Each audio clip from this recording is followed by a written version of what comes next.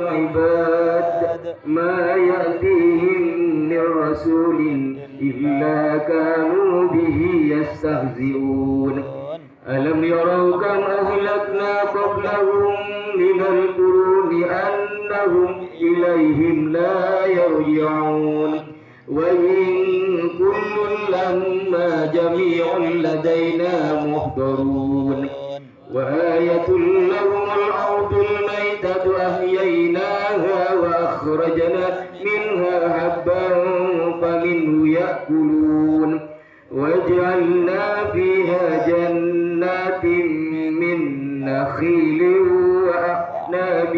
وفجرنا فيها من العيون ليأكلوا من ثمره وما عملته أيديهم أفلا يشكرون سبحان الذي خلق الأزواج كلها